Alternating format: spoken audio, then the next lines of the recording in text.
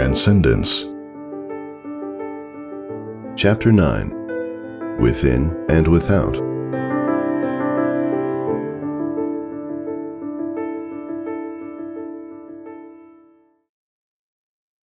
Waking early was not on Scootaloo's to-do list the following morning.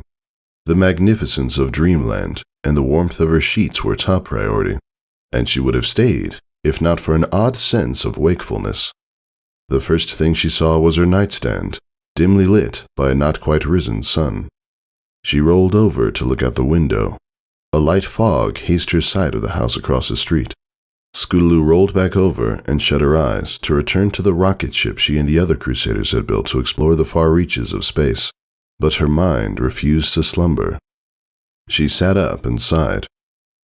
It was cool for a midsummer morning, her window having been let open to let in the breeze. Cicadas hummed outside. Morning dew scented the room. With nothing better to do, she got out of bed.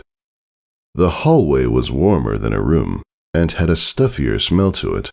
Homely, for sure, but nothing enticing like the breakfast she was used to on weekend mornings. Dad never woke this early. Much the same was the living room, silent but warm, cozy like a lit fireplace on a cold winter's night. She looked around, mouth slanted aside, brow furrowed. Something felt out of place. It wasn't the couch on the far right wall, or the chair and ottoman beside the bay window. Her father's spreadsheets were scattered across the coffee table like always. The kitchen was clean. The light filtering through the blinds held no answer. Scootaloo fidgeted at how uncomfortable she felt standing there, not knowing why. Then she jumped at the realization. She shouldn't be there. She should be flying. Waking daily at the crack of dawn for the last few months had conditioned her in doing so. Today was no different than yesterday, according to her body. Still, she had no reason to be up at this ungodly hour of the morning. She looked about the room one last time. With a shrug, she trotted out the door. It was like stepping back in time.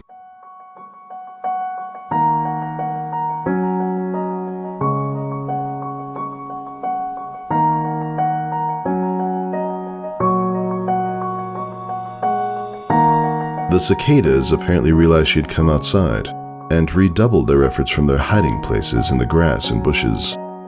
The trees swished with wind, telegraphing the breeze that soon ebbed across her face. It tugged at her. Up. She followed. It drew her over the thatched rooftops of Ponyville. The few pedestrians awake at this hour became like ants crawling through the cracks of pavement. Higher. Faster. The wind picked up speed, pushing her onward, pulling her forward. She gave chase. Clouds drifted above, slow and steady. They were like massive, white beasts grazing in an endless field. She passed through them and their misty wetness. Still higher, still faster. Scootaloo smiled as she felt the strain of her flight muscles, gouts of fire spilling out from the furnace within her breast. She feted the wind on which she flew. Hours seemed to pass. Left, right, north, south. Wherever the wind turned, she followed. It drew away any sweat that formed on her brow.